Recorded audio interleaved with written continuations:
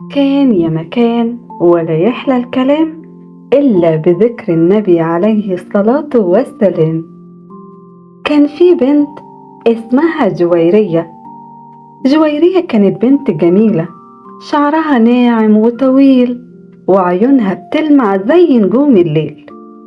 جويرية كأنها القمر اللي بينور حياة عيلتها، لكنها ما كانتش عارفة قيمتها. وفي ليلة من الليالي كانت قاعدة في أوضتها وعينيها فيها لمعة حزن صغيرة. سرحت وقالت: ليه مفيش حد بيحبني بجد؟ كل الناس عندهم أصحاب إلا أنا دايما وحيدة. بصت من شباك أوضتها، شافت السما مليانة نجوم، وقالت وهي بتتنهد: آه، يا ريت يكون عندي أصحاب يحبوني ويسألوا عني لو غبت عنهم.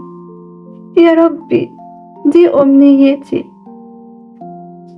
وفجأة نزلت لها نجمة صغيرة من السما وقالت لها: جويرية، قلبك الطيب هو سر السحر، وعشان كده اتفتحت لك بوابة حديقة الأمنيات.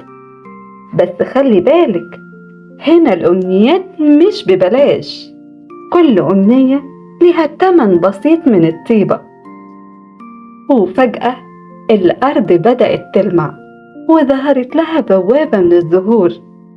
دخلت جويرية من البوابة، لقت نفسها في حديقة خرافية فيها الأشجار أوراقها بتلمع والورود بتتكلم ونافورة بتخرج منها نجوم بدل المية.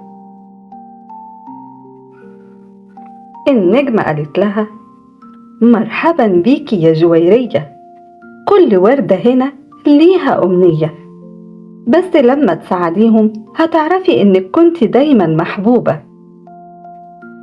مشيت جويرية وسط الورود وسمعت همسات صغيرة: نفسي أكون سعيدة، نفسي ألاقي صديق حقيقي، نفسي الناس تحبني زي ما أنا.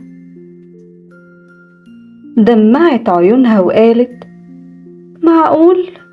معقولة بقى الورود الجميلة دي حزينة كده؟ هما ما يعرفوش قد إيه هما جمالهم من الخيال. وقربت من أول وردة وقالت لها: أنا بهديكي ضحكتي.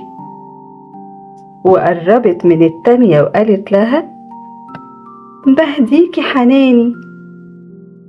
وقالت للوردة التالتة: أنا بهديكي أملي. وفجأة الحديقة نورت بألوان الخيال، والنجمة قالت لها بصوت مليان فرحة: شايفة يا جويرية، لما بتدي حب بتكتشفي إنك أصلا مليانة بيه.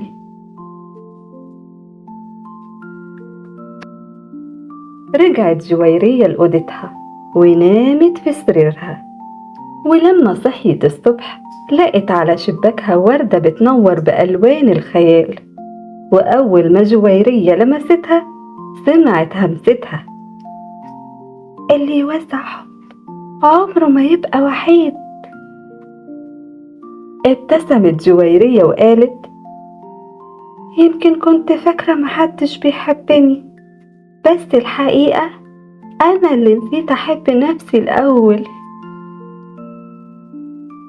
وهنا تكون خلصت حكايتنا، ونقدر نستفيد منها إن حب النفس مش أنانية، لازم نحب نفسنا الأول زي ما هي علشان نحس بالحب من الناس.